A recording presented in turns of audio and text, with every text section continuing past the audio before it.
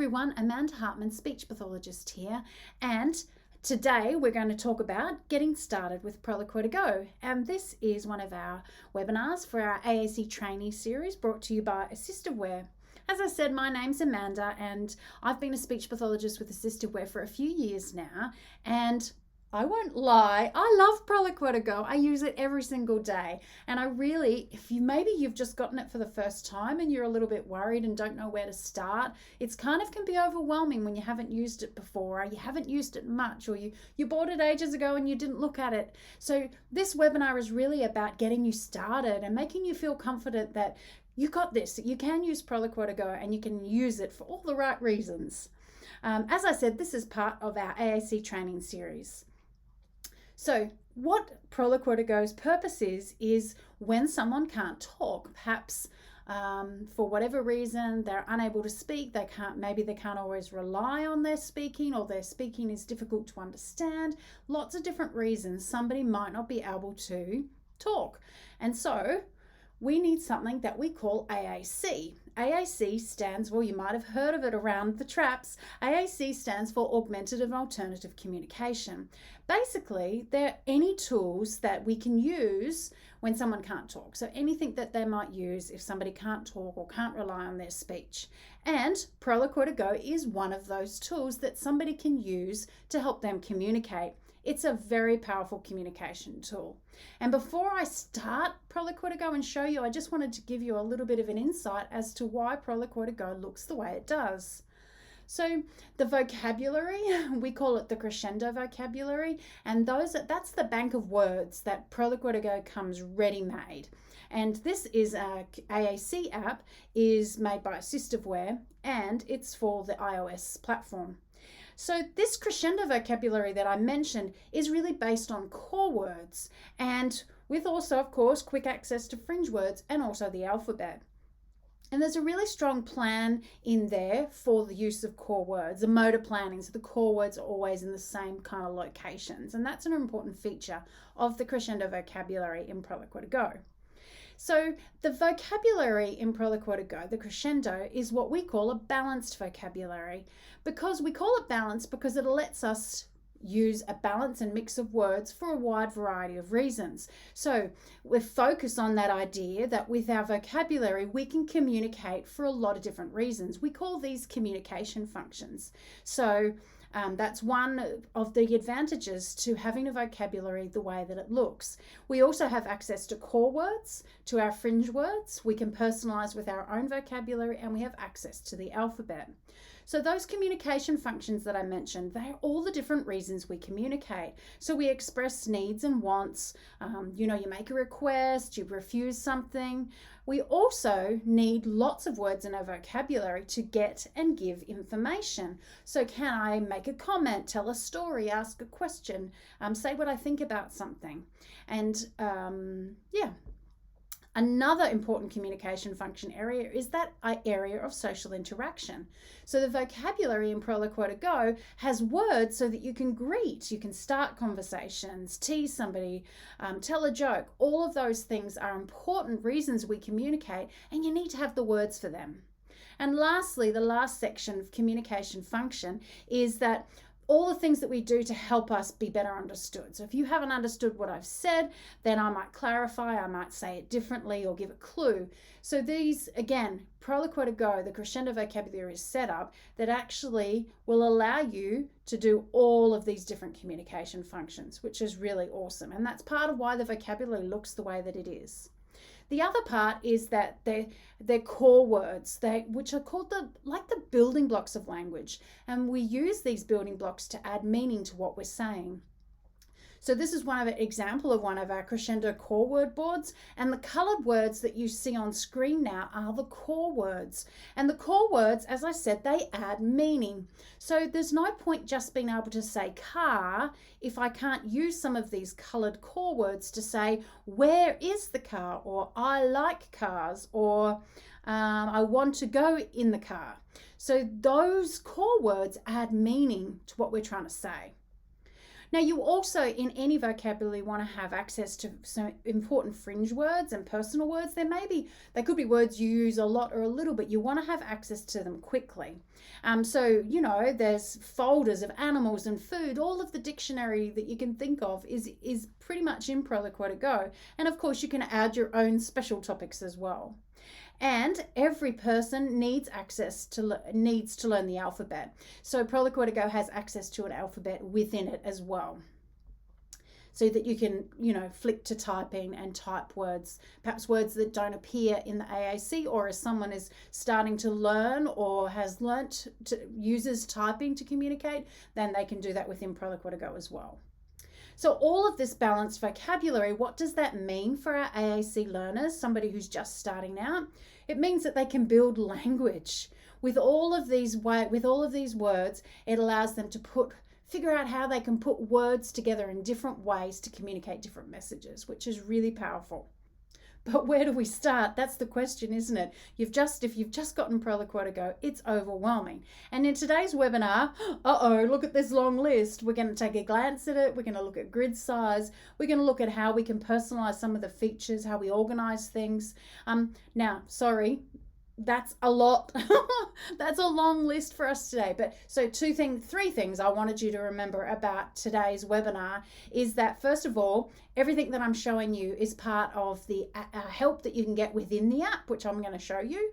All of the information that I'm talking about is available on our website, and I can't stress often enough about how awesome our support team are. So you can always email our support team and you'll get really fast responses to any problems or questions that you have.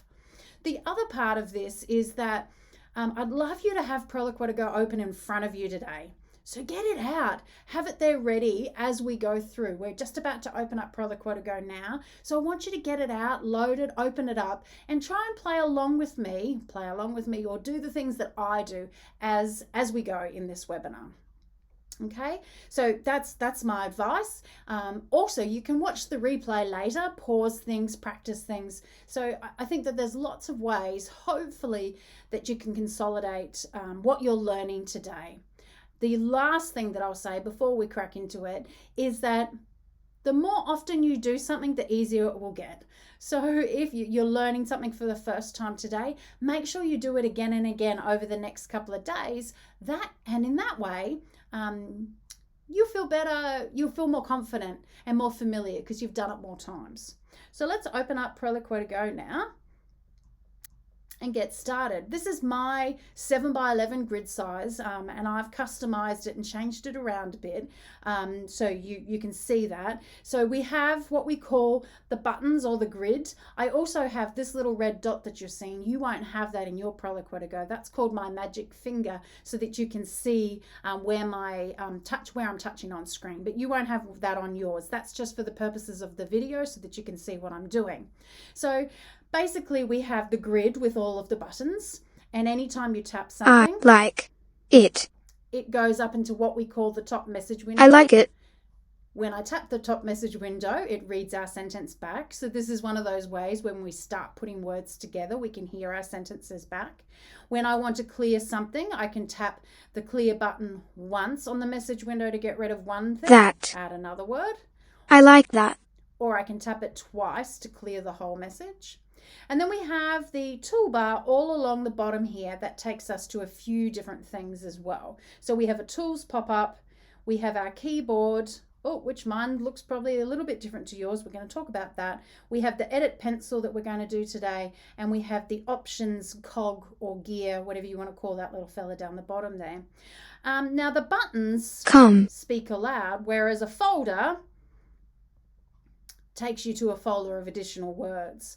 One thing that's really important in Proloquo2Go that you might notice is that the core words, which on my page are coloured, are always in consistent locations. So if I say not, and then I go here, not, and then I go here, not is always in the same spot. It does not move. Okay, and that's really useful. So you almost on every folder that you have this U with all of our core words in really consistent locations, which is important.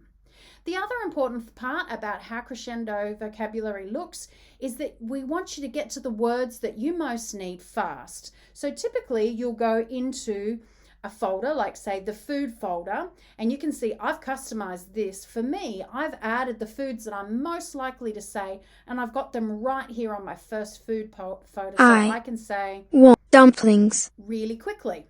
And then when I click more, which is down in that bottom right hand corner, I get more. I get all of my food folders, that full dictionary of food, other folders of other things that I might need to talk about. Okay, so that's the folder structure. You'll see that throughout Proloquo2Go. Okay, so I can write some sentences now. I want to play with you. So I can write whole sentences. I want to play with you. I have to go places. Home. I have to go home. What about this one here? This is a little bit different. She, hold it down, likes to make food. She likes to make more dessert. Cake. She likes to make cake. Okay, so those are just some example sentences. Something that I want you to make sure that you know how to do is if you push the options gear, that right at the very top here is help. This is the in-app help. And here in the in-app help is basically, it's the same as what's on our website, by the way. So you can find this on our website as well, but you can click all these folders on the side here. So if you wanted to learn how to search for a button, then you could click this. And as well as there's a video in this particular article, and there is also step-by-step instructions on how you use this feature in Proloquo2Go. Okay, now some of them have videos and some of them don't, so you have to have a look at that, but you can just click on anything. I want to learn how to add a button, and here's the instructions. So look for that in-app help after today. If you're having troubles knowing what to do next, then, or you've forgotten how to do something that I've shown you today, then please go and search help.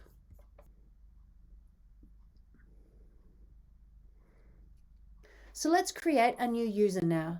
I will click the gear in the bottom right corner and go into users, and then add a user.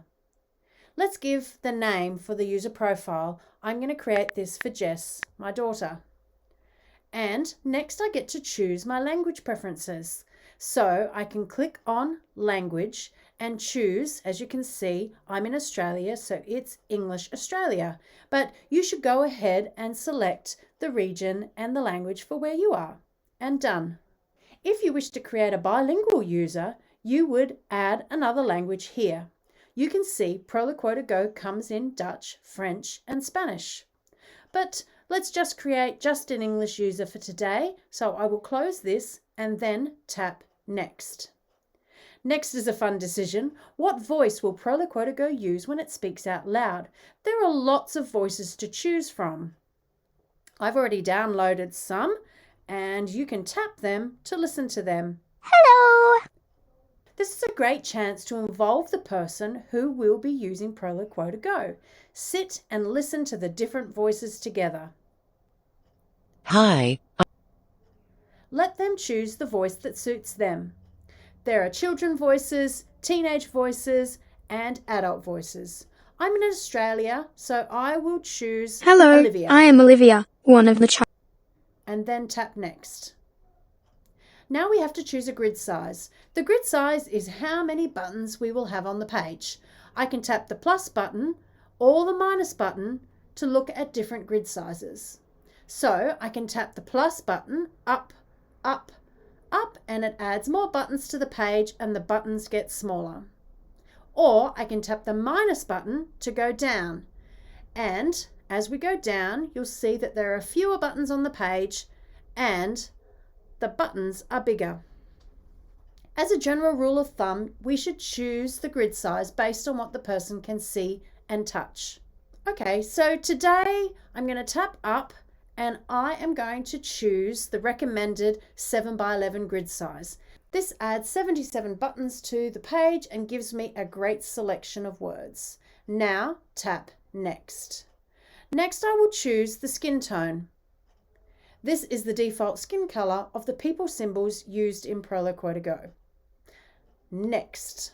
Now tap finish, and it will take a few moments to create the new Jess user, and then another minute if I have to download a voice.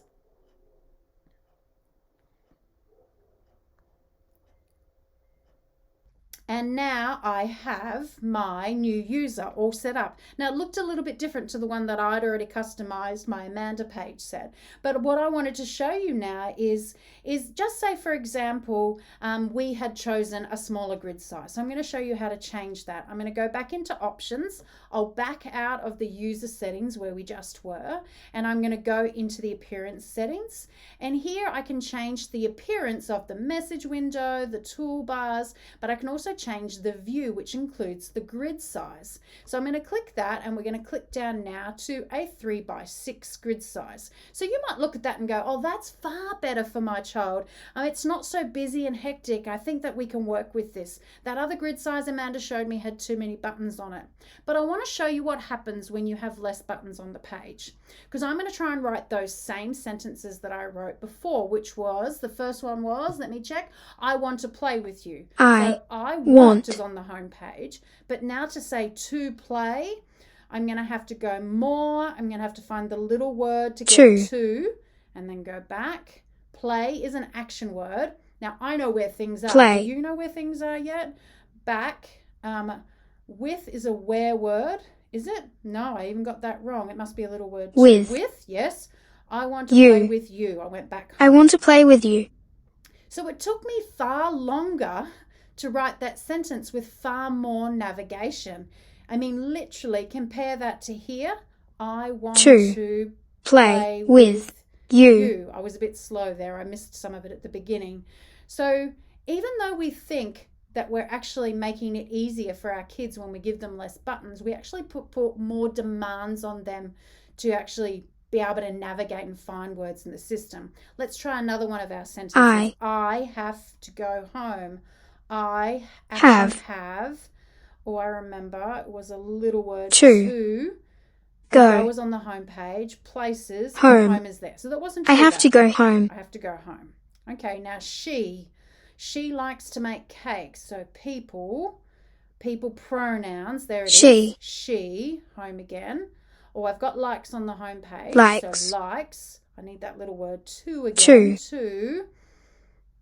I need an action word for make. Make. Oh, there it is. That was lucky. And things, food, more, desserts, cake. She likes to make cake. Okay. Look, this demonstration, this part of the webinar is just to kind of show you guys that we really, if we dream big and think that we got to give kids more words, as long as they can see and touch these buttons on the page, it's really great to start with more buttons on the page. And then I'm going to show you 2 strategies that you can use so that perhaps it makes it easier to transition to these bigger grid sizes, which of course gives us far more, far more choices.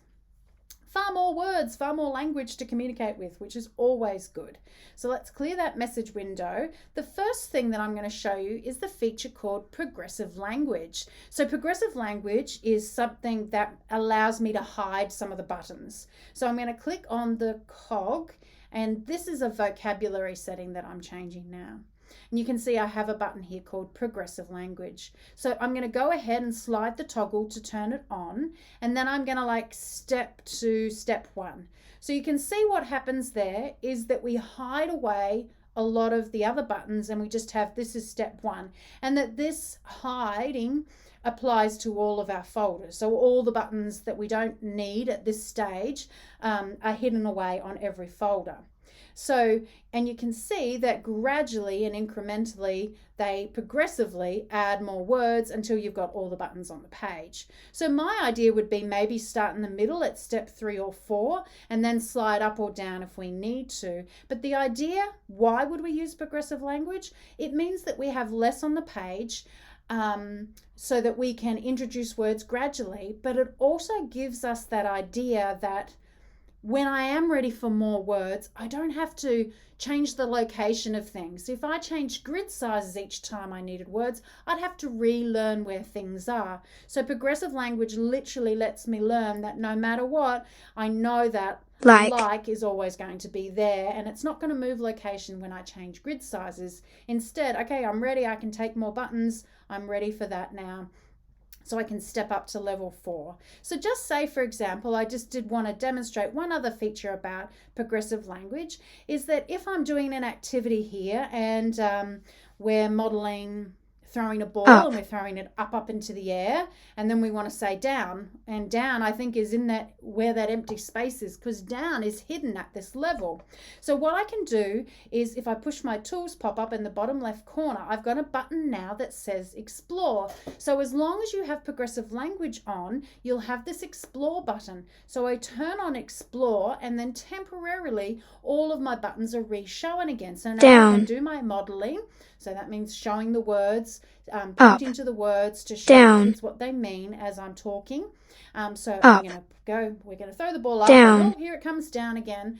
And I can model those words. And then when I'm finished, I can click explore again, and it's turned back to the grid with our chosen symbols hidden away. So progressive language is one feature that you might like to use. I'm going to go ahead and turn Explore on and leave it to use it like this today for the next part of it. Another thing that you might like to change, and actually I do this regardless of the grid size, is I often change some of the appearance settings. So again, I'm going to back out of where I was. When you go into options, you always go back to where you were when you were last changing something. So I'm going to back out again. So I'm back at the top level of my options. This again was where my help is for when I need help. But I'm going to go now into the appearance settings. As I said, this changes the appearance, like how the vocabulary looks to you. So you can do things where you can change the message window, you can change the size of the toolbars, and this is where I changed the grid size. But one of the things that I want to do is I want to change the appearance of my buttons. I want to change the appearance of the background color of my buttons, because I can see at the moment that my color coding background is only applied to my fringe words. So that means when I go to my food folder, I can see yellow backgrounds on my nouns, my food folders, but I don't have them on any of my other words. So if I click my color code and apply it to all, now I have color applied to all of my words. And for me, when I look at that visually, I think that automatically makes it a little bit easier for me to navigate this many words on the page. So the default is where they're all white, but just by using that color coding, turning on the color coding for my background color, I think that can make a difference. You can also change the color intensity to make it really super bright. I don't know if I can deal with that. Some of those are too bright for me, but maybe even the light or the bleached, any of those would work. So let's leave it like that. Now you can see that there are a few other appearance settings that you can play with. I'm not going to show any of them today. So we have changed the appearance setting. So now we've got our color coding on. I think it's time that we should look at personalizing the vocabulary. So that means we're going to use the edit mode for the very first time. So one thing that I say, every time you want to edit or add some words to your Proloquo2Go, I want you to think about where it will go. So I want you to navigate to an appropriate folder and try and add the words there, because it's just about trying to keep all your words organized as much as possible.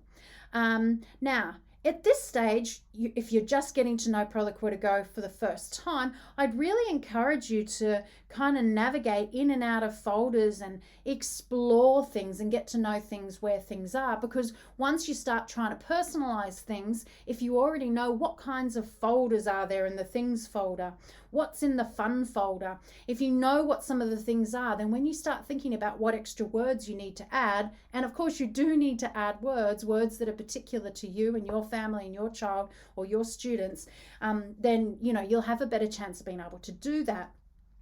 So my advice is navigate to that folder where you want to add something and make sure that the word is added in the right spot. So I'm going to navigate. First of all, I'm going to add something new to the food folder. Okay, I'm going to add something new to the food folder. So I navigate to the food folder, and then I'm going to edit mode. And I do that by tapping the pencil on the bottom toolbar. When I go into edit mode, the bottom of my page slides up. So now I know that I'm in edit mode. Okay, I have a little hat, a triangle that goes up and down that allows me to open and close my window navigation.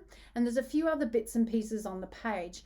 Probably, again, a helpful tip is if you're not sure what thing to push or to do, then I can recommend that you push the little green arrow, it's a question mark, down in the bottom corner there, and it puts this overlay up that just reminds you basically what all the different features on the page might do, all the different icons on the toolbar there. So to add a button, I simply push tap to add a button on that empty space there where there was an empty button, and now I'm going to type in a word. So I type in apple, and as I do that, you can see that I had a symbol suggestion. If I wanted a green apple instead of a red apple, then I can have a look at all of these symbol choices that I have along the bottom. Okay, so I've added apple to my page. Now, what else can I do? Perhaps, so I'm going to, when I'm finished adding my favorite food, so again, when I navigate to my food folder, I want to put my most important food there. And when I'm finished, I'll click done up in the top right corner. So and then I'll go home again. Let's try it again, this time in our people folder. So I tap the edit pencil on the bottom toolbar and I click add for add a button again. And I'm going to type in his name. His name is Lachlan. And you can see this time when I typed in Lachlan, no picture suggestions came up. So now I've got kind of a blank button with no picture on it. So perhaps if I want to add a photo, this little square beside here, these are my basics. Just remember, guys, too, when you're in edit mode, there's a lot of stuff going on. So just put your blinkers on and focus on what you need to know. If you know the basics on how to add buttons, a lot of this other stuff that's on the sides, you don't actually need to worry about. So we're back to editing the button of Lachlan. And if I tap on Lachlan and I say I can choose a symbol, so we'll do that in a second, but right now I could choose a picture. So let's choose a picture and I will go here, and here is a picture of Lachlan and I'll put him onto a button. Okay, now let's do another one. We will add a picture of me. Again, no symbol suggestions came up for me. So this time I'm going to take a picture live. Turn my camera around. Oh, hang on. How am I going to do that? Here we go. So I've taken a photo of myself, use that on a button, and then I'll say done when I'm done. Amanda. Okay. So we have added buttons with a folder. Another thing, let's go into food again, and I've been exploring, and I found in my lunch folder that they have the word hot dog, and that's one of my favorite foods. So what I'm going to do is I'm going to edit mode again. I'm going to tap on the word hot dog. Can you see when I tapped on hot dog, I got a blue tick? That means that button's been selected. And actually, while I'm here, I found another favorite food. Of course, it's chicken nuggets. So with those two buttons selected, what I'm going to do is I'm going to copy them and I'm going to paste them back into my food folder. So I'm going to click copy. And I'm going to say, well, actually, while I'm in edit mode, I can navigate around. So I can push the back on the food button here and back here. And now I'm back to my first page of my food folder. And now I'm going to push paste on the bottom toolbar. And you can see that my nuggets and my hot dogs are there. Okay. And then I can tap them again to unselect them. Now, oh, you know what? I do not like pretzels. Sorry. I do not like pretzels, so I want to delete that off this page right away. And to delete something, I push the little rubbish bin. And don't worry about the storage bit at this stage. We're just going to say delete it permanently. It just deletes it permanently from this page, not from Proloquo2Go everywhere. So I could still find pretzel if I needed to at a different time. So again, I'm going to add edit done. Okay, so now let's have a think about two more things when I'm personalizing my vocabulary and editing things. First of all, I just wanted to show you that sometimes Proloquo2Go doesn't always pronounce things right. So if I say I like, I don't know that it really pronounces Lachlan right. So I'm going to go into edit mode, and this time, anytime I want to edit a button, if I blue tick select it and push up my my editing window, now I can make edits. So if I wanted to change the picture, anything I wanted to do, I could do that. I can change the features on this button. But in this case, I want to change how we pronounce his name. So I'm going to push the little microphone button, and here I have a tool that says edit pronunciation. So instead of saying it Lachlan, maybe if I type in and put a space in, if I say to them to pronounce it Lock and Len, let's listen to that. Lachlan. Yeah, so that sounds better straight away. Okay, so now every time I use the word Lachlan anywhere, if I've typed it or on any other button, it's now going to, Proloquo2Go is going to remember and pronounce that correctly, which is fantastic. Now, what was the other thing I was going to show you? I know, so I'm going to click done to say edit. So one more thing that you can do when you're editing buttons, and this is a bit of a fun one, so you know, if you want some fun, it should be done. So what I can do, I'm going to go into edit mode again, and this time I'm going to add the plus button, and I'm going to write silly greeting. You can see I had to choose a symbol. Yes, I'll use that silly symbol. And this time I'm going to push that microphone again, but instead of editing a pronunciation, this time I'm going to record some audio. So I'm going to do a silly greeting for you, and I've put it onto my chat folder so I can use it. I'll make it really nice and Aussie for you. Here we go. G'day, mate. How you going today? Oh, love your work. Beauty, mate. Okay, that was silly. I know it was silly. It's okay. So now let's click, I can listen to a preview of it. No, I won't bother. I'll just click done. And now I'm going to push it. G'day, mate. How you going today? Oh, love your work. Beauty, mate. That was silly. Sorry about that. So I just wanted to show you how you can add an audio recording on a button too. So now you've got a few tips and tricks, just the start of being able to do some things. What about if you wanted to, let's add one more button just to show you one thing. I'm going to add the button of the beach. I like some of these beach photos. Is there anything better? I can click on my picture options. I just wanted to show you that you can also choose a symbol and type in the word and be able to scroll through all the different options that relate to that word. So I want to use that word, the picture of us playing ball on the beach, or I can go back to one of these. But I just wanted to show you that by clicking on the picture options, you can also go into the back of Proloquo2Go and search through the thousands of symbols that are in the background there. Okay, so I'm going to click done to finish that today.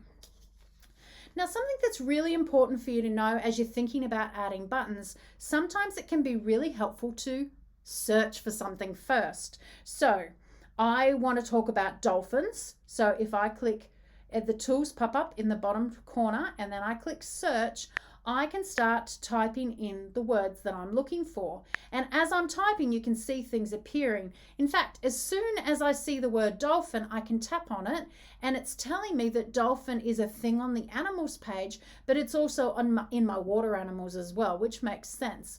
So these are little navigation pathways. So now I can tap on it, and you see everything else is grayed out. I can click cancel up here, which I won't do, but I can click, it's guiding me through, it's telling me it's a thing, it's an animal, and everything is grayed out. I can really learn where dolphin is.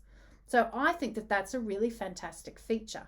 And I'm going to show you more with the search feature in just a second. All right. So one of the strategies that we talk about when we're using Proloquo2Go is the strategy of modeling. And that means that I point to the words as I speak, so the AAC learner who's learning Proloquo2Go sees me do it. And when they see me do it, they learn.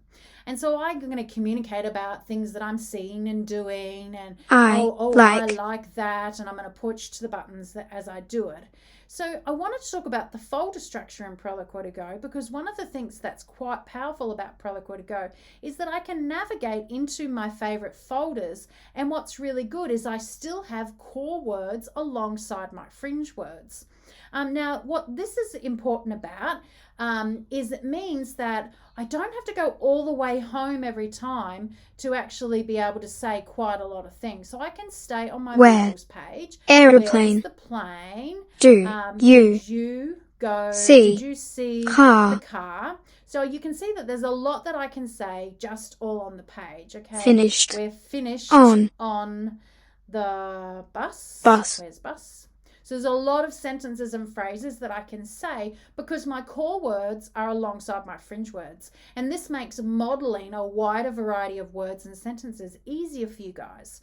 I can also do things like I've got the typing. So for me, if I click the keyboard, I've got this grid alphabet. We're going to talk about that in a second, but I can use them simultaneously. So I can say, I like, oh, it's my friend David. So I click here, I type in his name. I like David's, and then go back. Truck. I like David truck. I like David's truck. So you can see how that you can use the core words, the fringe words, and the alphabet all within a single message. Okay? Very good. So while we're doing that, let's have a think about maybe adding a folder of your own words. So say, for example, you like going to McDonald's, and so you want to have a folder with some of your McDonald's words on it all in one place so it's easy to find. So first of all, I'm going to figure out where to put it. I'm not just going to stick it anywhere. I think I'll put it on the food folder, and I'm going to click more, and I'm going to stick it on this second page here. So again, I need edit mode. Now this time, instead of clicking on the left side where it gets me to add a button, this time I'm going to click add a new folder. And if you don't have a split button in half and it's just a plus, then click that and decide whether you're going to add a button or a new folder. You'll get to the same result in the end. So in this case, I'm going to say I want to add a new folder. And the great thing, I don't know whether you noticed before, so let me just cancel this, discard the button, and open up the desserts folder. Every single folder in Proloquo2Go is based on a template. These are these little words with T's on them. Guess what? Those are the core words, and they've got T's on them, and the T's are big glue spots that makes them stick in the spot so you guys can't move them. That means we can be assured that the core words that we most need are always going to be found in the same location. Okay, so that's why we have templates in Proloquo2Go to keep our core words in the same spots. So if I go back again, and let's try again. So again, I'm going to add a new folder. So I'm going to tap onto the right side of the button and say new folder. And my first choice when I'm making a folder is to choose a template. And because I'm in the food folder, it guesses that I want the core words plus these food related ones, which is a good suggestion. There are a few other templates that relate to the different folders or the different situations as well. So let's see. I'm going to click next, and I'll have to give my folder a name. So, it looks like I've got a nice symbol of McDonald's there. It already was in the vocabulary. So I'm going to create my McDonald's folder. Now, to create the folder, the spot that I have to push is I have to go on this middle toolbar to this done button, and that tells me that my folder will be created. So I click done, and now my McDonald's folder is made. For me to add words to it though, when I'm in edit mode, if I tap on something, you can see it blue tick selects it. But if I double tap on something, when are we eating? It speaks it aloud. But if I double tap on a folder, double tap, it opens that folder for me. So those are some of the ways you can navigate around when you're in edit mode. So what are some of the foods that I might order at McDonald's? Well, I'm going to start with a Happy Meal. So now we're going to go, there's a symbol of it. And maybe I might order a Big Mac. Big Mac. Do I have a symbol of a Big Mac? Maybe they're called a Big Mac with a K, are they? I don't know. How do you spell a Big Mac? Shows you how much I actually go to McDonald's. I'm going to go that it's a C. And then, again, I don't have a symbol for it. So why don't I go and choose a symbol? and type in a burger and find something that looks remotely like a burger. That'll do, I suppose. That could be a Big Mac. There's no lettuce. Where's my lettuce? Anyway, you get the idea. You may well want to choose photos that you've taken. So you might, choose a picture from your camera roll and navigate to a photo you've taken of the Big Mac. So you can see in this way that I can copy and paste words in to make my folder. So I might get some chips. Sorry, in Australia we call them chips. So again, I'm going to copy it and open up my McDonald's folder and paste it in. And that's one of the ways. And then when you're done, you say done, and you can keep adding more words to your McDonald's folder as you go. Okay. So we have already done quite a lot of things today. I've shown you the progressive language feature. I've shown you some of the bits and pieces around the place. The color coding we did. We've started adding a couple of buttons, making sure they pronounce it correctly. We had a quick search, which we're going to do some more of in a second. But what about how our folders look? I want to show you something that's a really easy way to be able to prioritize or organize the words in your folder. And to do this, we're going to look at our fun folder. And what I'm going to do is I'm going to click the edit pencil to go into edit mode. And the thing that I want to point out to you is that within every single, almost all Proloquo2Go folders, there are 3 levels of vocabulary. The first level, which is the number 1 level, which is where you go to first, those are your high priority words. So that's priority level number 1. And then you'll have the more button, that's represented by the 2. Then you'll have the second level of words where you might have extra words or extra folders. And then in the background, you also have what's called the storage cabinet, which you only see when you're in edit mode and sometimes when you're using search. So we can use these levels 1, 2, and storage to move and organize things really easily. So say, for example, I am customizing my fun folder and my child doesn't like, I'm trying to think of something they don't like. Lego, for example. Lego is not something they find fun. So one of the things that we have, again, I'll put the overlay to remind you, is that we have all these move buttons. It's really easy to move words between folders in this way. So I can move something off the first page and I can move something to the first page. I can move things to that storage chest. So in this case, I might do that. So when I have Lego selected, I'm going to click move and it moved it away. Now I'm going to open up my storage chest. You can see Lego moved there. Let me find some things that I do think are fun. The playground, the scooter, the magic. Oh, I love adventures. Oh, I love a tickle. Okay, so I've found some really fun things for me on my fun folder that saves me a lot of time. I don't have to add them individually. I can just add them directly from this storage chest. And so what I'm going to do is I'm going to push the number 1 down the bottom here. That will move them to my primary level. I'll say done. Now let's see what happens. When I go to my fun folder, look, adventure, magic, playground, scooter are all there and Lego is gone. So it's a really good idea for important folders for your student is to customize them. Let's do it one more time. This time we'll do it on our fruit folder. So I'm going to edit my fruit folder. I navigate there first and then click the pencil to go into edit mode. And I can have a look at what's on each level. So if I go, pears. I just found pears on the second level and I eat those a lot, and raspberries and blueberries. So what I'm going to do is I'm going to click the 1 button to move them up. I'm going to go back to the first page and check. Oh, peaches. Peaches are out of season at the moment. I can't really eat those, and same with cherries. So I'm going to move them. I'm not going to get rid of them. I'm just going to move them to the second page. Now they're on the second page. Okay, what about my storage? What extra fruit do I have in my storage? Okay, I need kiwi fruit and I need mangoes because I'm in Australia, and maybe passion fruit, and who knows what else I might need.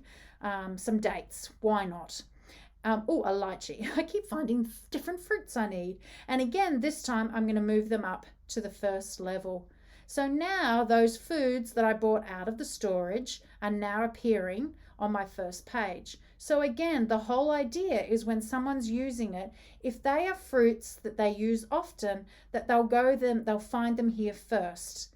Now, why don't we just put all the fruit on the first page? Well, that's just about efficiency. If I had all my fruits listed on one page plus my core words, then sometimes it might be overwhelming for me to scroll through and find the ones that I need. So we find it much easier to categorize and organize your words so that the ones that I most see are there. Now, one of the things that you might like to do is if you ever need to move any of the buttons on the page, there's a few ways you can do it. First of all, you can hold down a button until it's pulsing. See how it's pulsing under my finger? And I can just click and drag it around. One of the things that I like to do is I like to select the buttons. I'm going to leave fruit as the category at the beginning, but I might select all the other buttons on the page, and then I might put them alphabetical. That's probably typically what I would do. So if I click this A to Z button, now it puts them in alphabetical order, which again is just a way that when you've got a few words on the page, it helps you to find them. Okay, so now I just want to show you one thing. So let's just have a sneaky peek in here. I'm just having a look for something, a dragon fruit. Okay, I just had to give myself an idea. I'm going to show you search again. So last time we looked at search, let's type in pear. As soon as we saw pear, it showed us. So food, more, fruits, pear. Remember, it navigates us through. Let's try another example. This time when we go into search, we're going to search for dragon fruit. So as I start typing it, you'll notice something, that some of the words like Draco and dragon and draw, they're bright and yellow. You can see them. That means that they're visible in the vocabulary right now. Whereas these grayed out ones like the dragon fruit down here, it's kind of got a dash line and it's grayed out. That means they're in that storage chest. So they're not currently visible. So what happens when you tap one of those and use search, it still shows you the navigational pathway. So it's a food, click more, it's a fruit. And now when we actually get to the fruit folder, rather than us just tapping it and it's saying it like it did for pear, we've got dragon fruit, but we've got a little blue plus up in the top corner of it. And I can choose now to add this button to the vocabulary without even having to go into edit mode. If I tap plus, dragon fruit's going to be added. So I just need to decide if I want to put dragon fruits here on my primary fruit page, the page I come to first, or more, put it onto my second page for words I use less often. So it makes sense. I'm probably not going to eat dragon fruit every day, so it does make sense for me to put it onto the second page. So I tap it here, and now I've got dragon fruit. Okay, so we organized some buttons on our folders. We even made our own McDonald's folder. If you've done a lot of customizing on a button or added some things, probably the easiest way to share it, you can share your whole vocabulary, but if you want to share just your one folder with a friend, I can tap on the McDonald's folder and I can click here and I can say share, and I can export the McDonald's folder, and I can export it using AirDrop. So it's really the easiest way. I won't do it right now, but I just wanted to show that using AirDrop to transfer folders or buttons from device to device is one of the really simple things once you've done some customization. You can also send the whole vocabulary as well. There's lots and lots of support articles about sharing vocabulary and buttons on our website and in the help and support section. So don't worry, I did that really fast. I just wanted you to know that that was possible, that after you've done all of your personalization and customization, that you can share that. Okay, so the last couple of things now that we're getting down on our list is I wanted to show you how the grammar pop-ups work. I showed one before in my first sentences. So any button, the grammar pop-ups are any button that has a triangle in the corner. And when I hold the button down, you get a little pop-up of different grammatical words that relate. Okay, so under I, there's words like me, mine, mine, myself. These are all useful words. So let's try some of the grammar pop-ups. So I'm going to go I, hold down go to get the past went, tense, went, to, hold down my, my, people, brother. If I hold down brother, do I want plural brother or possessive brother? It's possessive. brothers, I went to my brother's home places. I went to my party, brother's party. And, wait, I need to turn all my buttons on. And ate. I ate food. Well, not one cookie. cookies. I ate lots of cookies. So you can see I demonstrated I went to my brother's party and I ate cookies. Some of the grammatical pop-ups under the verbs and under the nouns. So let's try one more. So we'll say my, we're going to talk brother. about my brother again. My brother, I know, hold down get. Now this time, sometimes Proloquo2Go doesn't know whether, if I haven't chosen a pronoun first, like I, you, he, she, they don't know what kind of verb form might come after it. So sometimes the orange words you see at the top here are saying to you, what pronoun form is this? So my brother, but I want to say my brother got, and I can see got right there, so I can tap on it. My brother, but I would point out too, if I'm not sure, I have a preview button, and when I click that, it's got a little green border. That means, you see, it says it aloud to me before I choose it, and it puts it there for me to listen to it and see it if I want to use the word got. But I'm going to turn off preview and just use it. My brother got the action words. No, not an action word. I want a describing word. And he got the more, size and speed, hold down fast. He fastest. Got the fastest vehicle. Car. My brother got the fastest car. So even under our blue describing words, you can have different forms of words as well. So there's lots and lots. You've actually got the words to be able to say almost anything in Proloquo2Go in lots of different ways. Okay, so that was a quick demo of the grammar pop-ups. Now, the other thing is that by default, when you click the keyboard button on your bottom keyboard, it takes you to this grid alphabetic ABC. If your learner is ready for learning the QWERTY keyboard or is already beginning to see or has access to a QWERTY keyboard, then maybe you want for them to be able to tap that bottom keyboard and have access to that. Right now, if I want to access my typing view, I can do that by clicking on my tools pop-up and clicking typing. And this takes me to my QWERTY keyboard and a separate typing window. So I can type in words of names of friends and things like that. I can type them, but I can use a QWERTY keyboard, which is useful for many learners. I can have it speak loud still, so it's still there. And I can even insert it up into my top message window so that I have the word within my my top message window. Okay, if you would like your learner to be able to click that bottom keyboard and go to the QWERTY keyboard rather than that grid keyboard, you can change that. So you need to go into your options gear and just back out of wherever you last were, because this time we're changing an interaction setting. And once you've done this once, you might not need to do it again. So do it along at home with me now. So if I click on the keyboard button, the toolbars for my keyboard button, you can see that the default is the grid keyboard. Let's change that now and say typing view and then go back. So back out of there.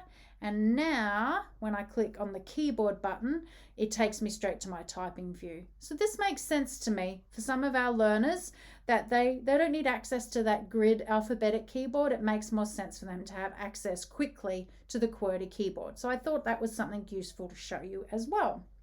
Okay, so last but not least, while we're looking at that bottom toolbar, I just want to point out one other thing, and it's about restrictions. So when I go into my options here, I have a section called restrictions. And this means that, for example, I can turn off some of the things that appear in Proloquo2Go.